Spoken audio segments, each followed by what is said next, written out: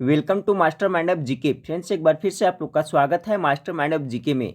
आज हम लोग फ्रेंड्स इस वीडियो में टोटल हिंदी के 50 महत्वपूर्ण ऑब्जेक्टिव प्रश्न को देखेंगे, जो फ्रेंड्स आपका 24 जनवरी का जो होम गार्ड का एग्जाम होने वाला है उसके लिए काफ़ी महत्वपूर्ण है। साथ ही साथ फ्रेंड्स आपका जो बिहार कांस्टेबल का एग्जाम 14 मार्च और 21 मार्च का होने वाला है उसके लिए भी काफ़ी महत्वपूर्ण है। देखिए फ्रेंड्स, कोई चीज़ की भी तैयारी एक दिन में नहीं होती, इसलिए फ्रेंड्स आप लोग अभी से धीरे धीरे पढ़ते रहें फ्रेंड्स, ध्यान देते रहें हिंदी सब्जेक्ट पे, तो आपकी हिंदी की तैयारी भी अच्छी हो जाएगी। क्योंकि फ्रेंड्स आपका हिंदी से कम तो 10 से 12 प्रश्न पूछा जाता है फ्रेंड्स, तो आप इसे नज़रअंदाज नहीं कर सकते हैं। ठीक है, हिंदी में कोशिश करें फ्रेंड्स कि बाद 10 या 12 प्रश्न में से आपका सब सही हो। ठीक है, तभी स्कोरिंग अच्छा होगा।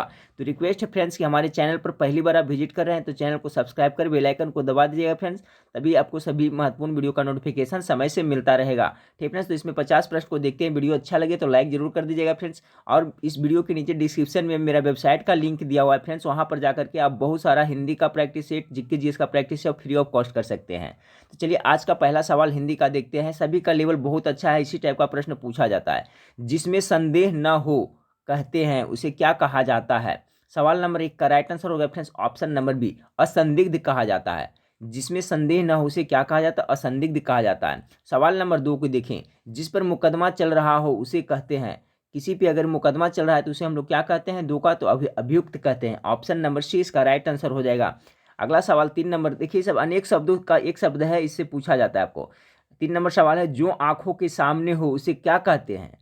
तो जो आंख के सामने उसे हम लोग क्या कहेंगे? प्रत्यक्ष कहेंगे। ऑप्शन नंबर ए हो जाएगा। और जो आंख के सामने नहीं है उसे क्या कहेंगे? परोक्ष कहेंगे। तो ये भी याद रखिएगा, जो आंख के सामने नहीं है उसे परोक्ष कहेंगे, और जो आंख के सामने उसे क्या कहेंगे? प्रत्यक्ष कहेंगे। देखिए फ्रेंड्स, ये प्रश्न मैं पहले भी बहुत बार बताया हूँ आपका। देखिए, जो बिहार कांस्टेबल ड्राइवर का एग्जाम हुआ था, ये सवाल आपको आया हुआ था। ठीक है, आप लोग जो एग्जाम दिए होंगे फ्रेंड्स या पेपर देखे होंगे तो आपको पता चला। जंगल में लगी आग को कहते हैं, उसमें प्रश्न आया था जंगल में लगने वाली आग को क्या कहा जाता है? तो दावानल कहा जाता है। बिल्कुल करेक्ट आंसर बी हो जाएगा फ्रेंड्स, जिन्होंने मारा होगा दावानल उनका बिल्कुल राइट होगा। तो देखिए प्रश्न आपका आ गया था। तो अभी से लगे रहे हिंदी में फ्रेंड्स, हिंदी की भी तैयारी मैं अच्छी करवा दूंगा। तो जंगल में लगी आग को क्या कहते हैं? तो दावानल कहते हैं। ऑप्शन नंबर 20 का करेक्ट आंसर हो जाएगा। सवाल नंबर 5 को देखिए, जो कानून के विरुद्ध हो उसे क्या कहते हैं? अच्छा सवाल है। तो जो कानून के विरुद्ध हो उसे क्या कहते हैं? अवैध कहते हैं। ठीक है, गैर कानूनी भी कह सकते हैं। तो जो कानून के विरुद्ध है क्या? अवैध हो गया इसमें ऑप्शन के हिसाब से। ऑप्शन नंबर डी इसका राइट आंसर होगा 5 का। चलिए सवाल नंबर 6 को देखिए। सवाल नंबर 6 है आपका फ्रेंड्स कि मोहन को हिंदी पढ़नी है इसलिए वह शास्त्री जी के यहाँ गया है। तो देखिए क्या इसमें कौन सा वाक्य लग रहा है आपको? 6 का, तो 6 का लग रहा है आपका संयुक्त वाक्य हो जाएगा। ठीक है, मोहन को हिंदी पढ़नी है इसलिए वह शास्त्री जी के यहाँ गया है, तो संयुक्त वाक्य का उदाहरण है। फिर 7 नंबर सवाल देखिए, सत्य बोलो परंतु कटु सत्य न बोलो। इसमें भी देखिए यहाँ पर लगा हुआ है परंतु, किस प्रकार का हो जाएगा फ्रेंड्स? ये भी आपका हो जाएगा संयुक्त वाक्य का उदाहरण हो जाएगा। सत्य बोलो परंतु कटु सत्य न बोलो, किस प्रकार का वाक्य? संयुक्त वाक्य का उदाहरण है। चलिए सवाल नंबर 8 को देखते हैं कि छाती पर मूंग दलना का अर्थ है। तो छाती पे मूंग दलना क्या अर्थ है? कॉमन सेंस की बात है। गेस कर इसका क्या होगा? यानी कि बहुत परेशान करना। ऑप्शन नंबर सी इसका राइट आंसर हो जाएगा। तो देखिए इसी टाइप का सिलेबस के अनुसार से में भी दिया हुआ है आपका फ्रेंड्स, बिहार होमगार्ड का भी और बिहार पुलिस का। तो इसी टाइप का प्रश्न पूछा जाएगा। तो अभी से प्रत्येक दिन एक प्रैक्टिस सेट देखते चले, मैं आपको प्रोवाइड कराता चलूंगा। चलिए तो हो गया फ्रेंड्स, छाती पर मूंग दलना का अर्थ होता है बहुत परेशान करना। सवाल नंबर 9 को देखिए कि जान पर खेलना का अर्थ क्या होता है?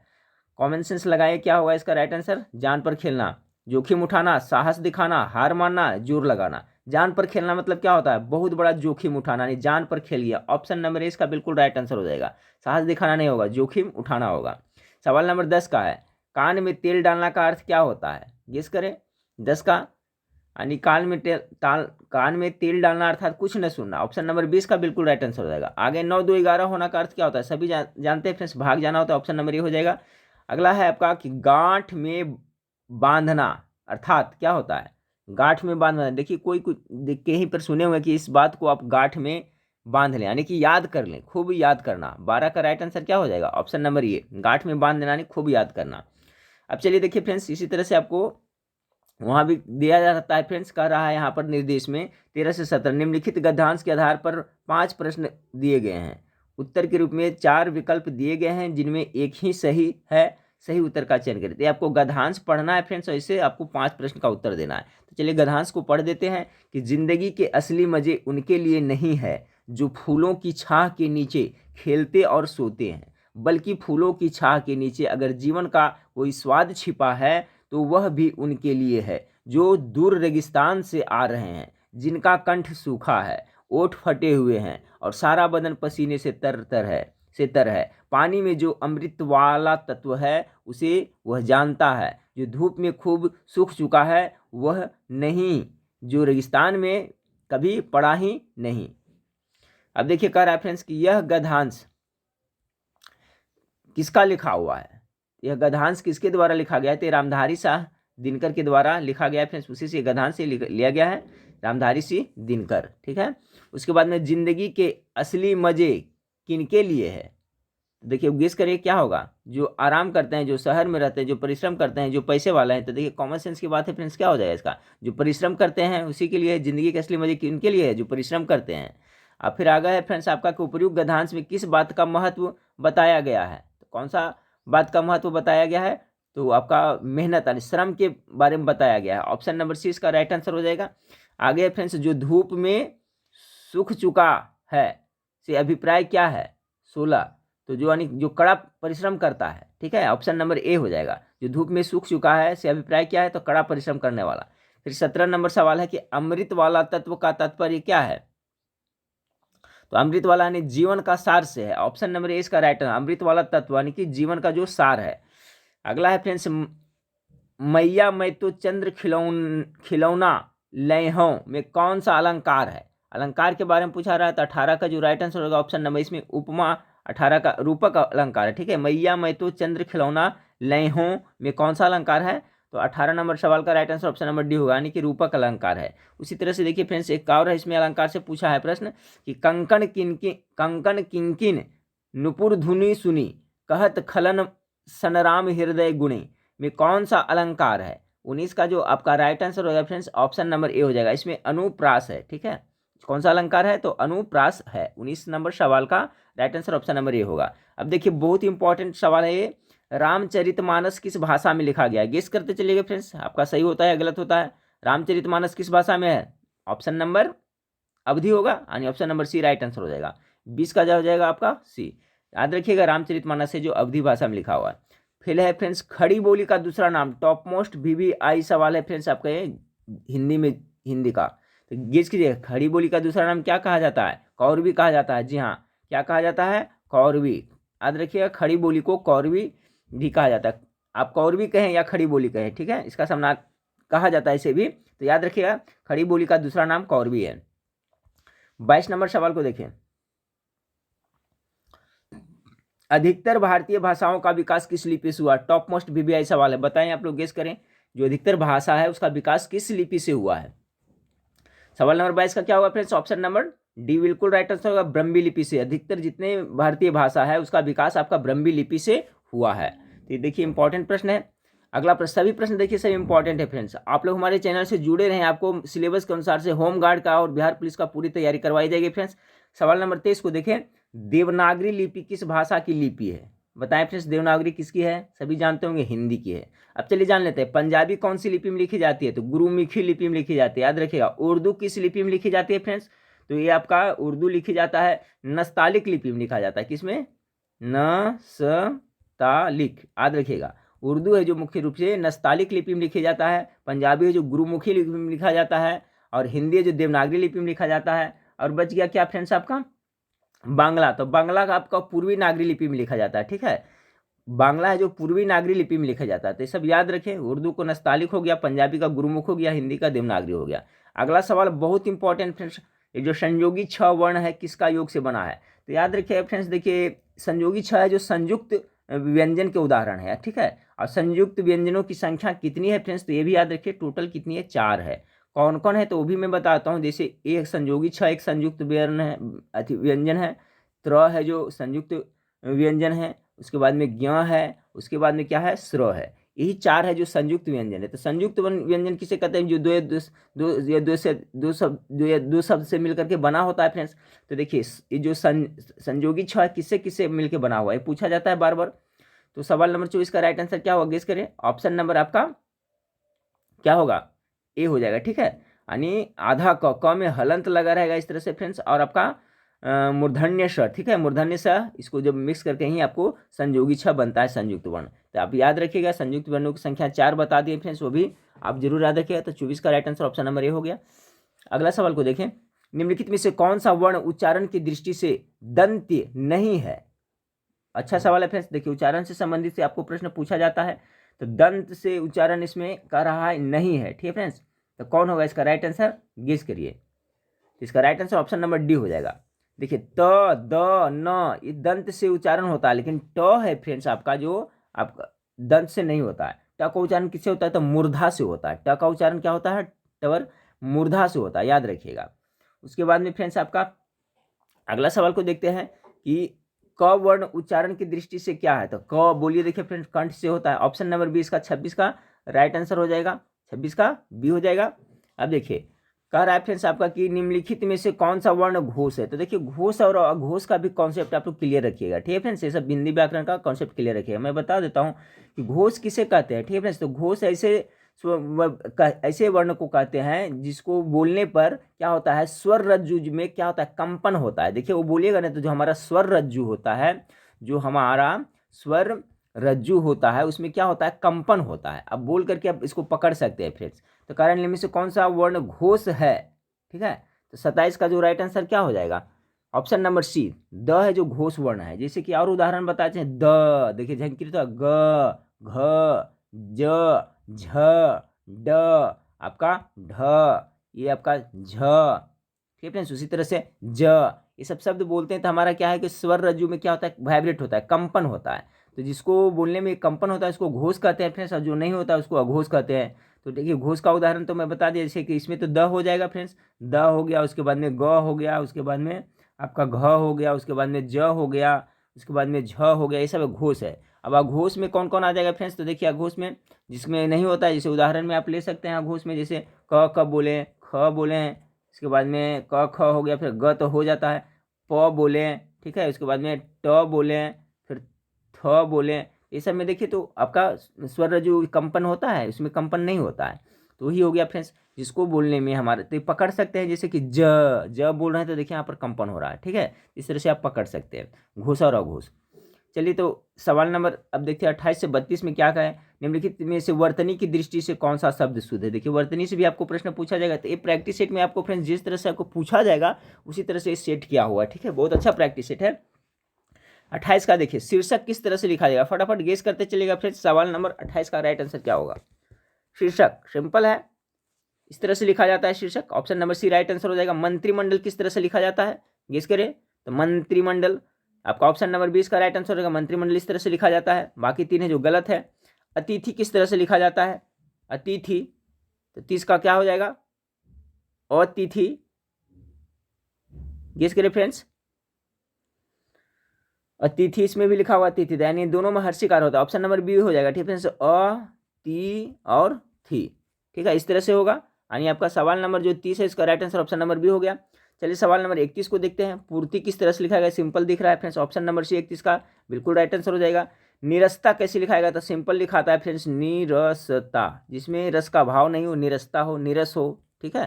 तो निरस्ता ऑप्शन नंबर डी इसका राइट आंसर हो जाएगा। देखिए इस तरह से। अब देखिए आपको संधि विच्छेद से भी पूछा जाता है। तो देखिए महा जोड़ आत्मा से क्या बनेगा, महात्मा, सिंपल है फ्रेंड्स, ऑप्शन नंबर बी 33 का राइट आंसर हो जाएगा।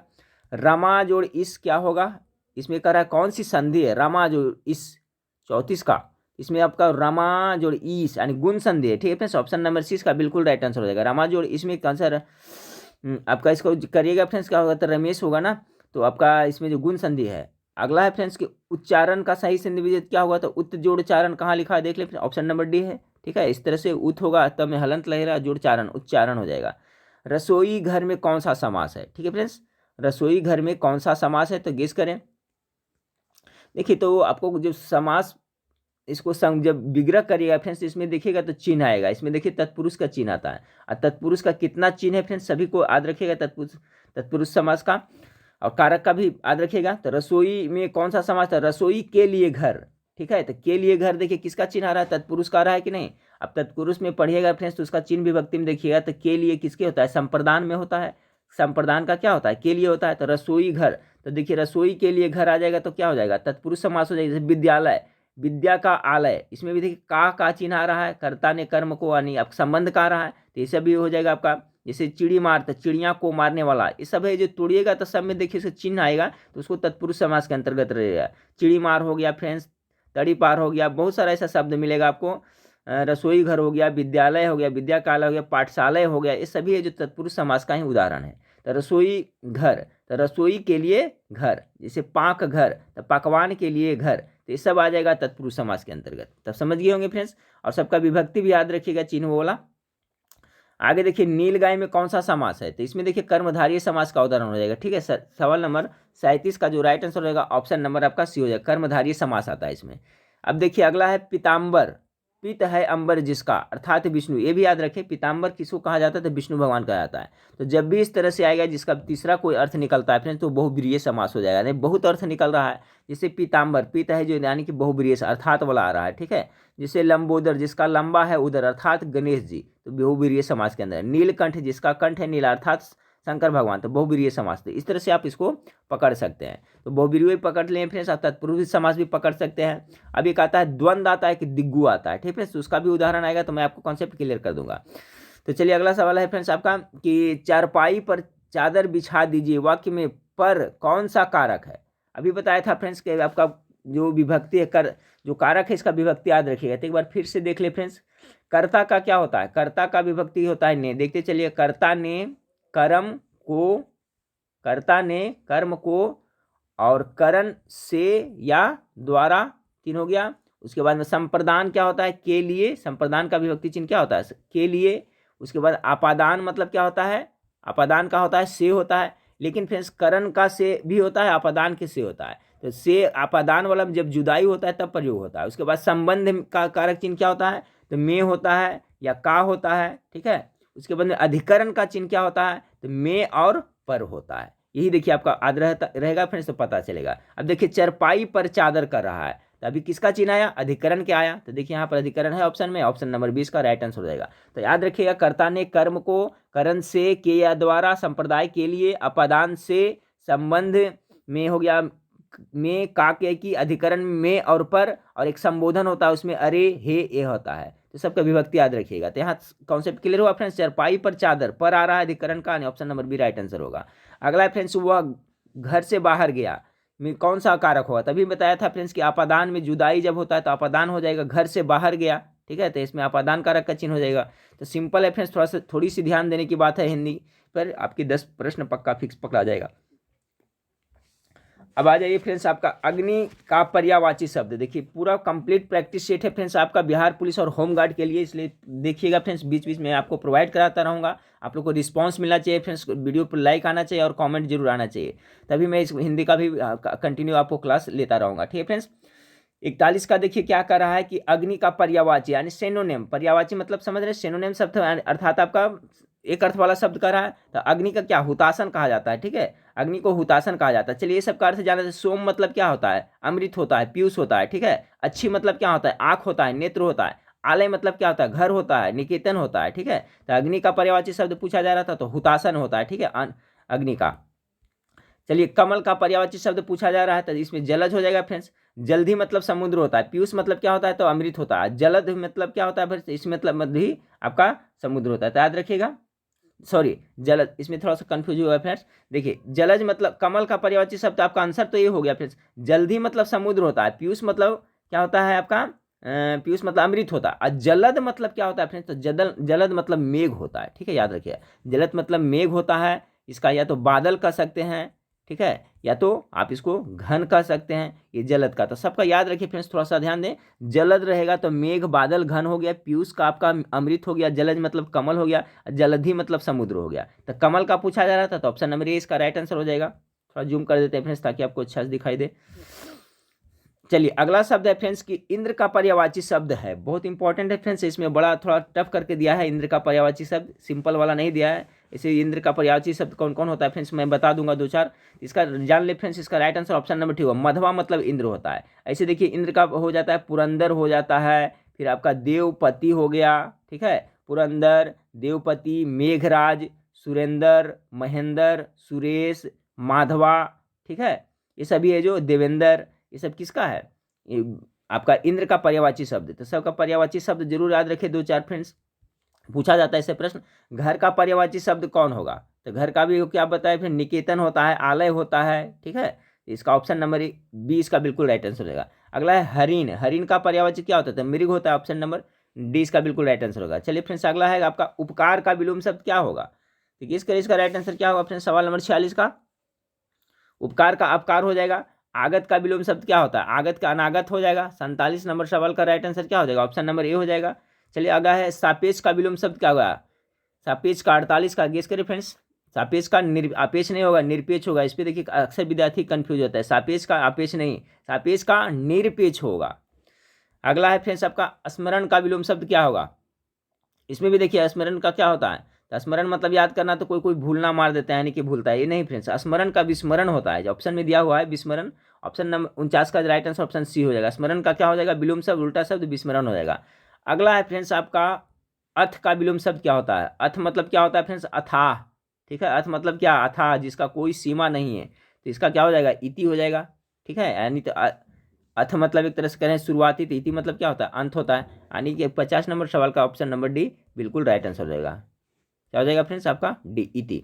तो फ्रेंड्स ये प्रैक्टिस सेट आप लोग को कैसा लगा फ्रेंड्स, हमें कमेंट करके बताइए फ्रेंड्स, ताकि मैं आपको हिंदी का भी प्रैक्टिस सेट कंटिन्यू आप लोग को बीच बीच में देते रहें, जिससे आपकी हिंदी की तैयारी अच्छी हो जाए, ठीक फ्रेंड्स। तो पुनः एक बार रिक्वेस्ट करूंगा फ्रेंड्स कि चैनल को अभी तक सब्सक्राइब नहीं किया तो चैनल को सब्सक्राइब कर बेल आइकन को दबा दीजिएगा फ्रेंड्स, ताकि आपको महत्वपूर्ण वीडियो जब भी मैं लोड करूं उसका नोटिफिकेशन समय से मिलता रहे। तो नेक्स्ट वीडियो में फिर मिलते हैं फ्रेंड्स, देखने के लिए थैंक यू, धन्यवाद।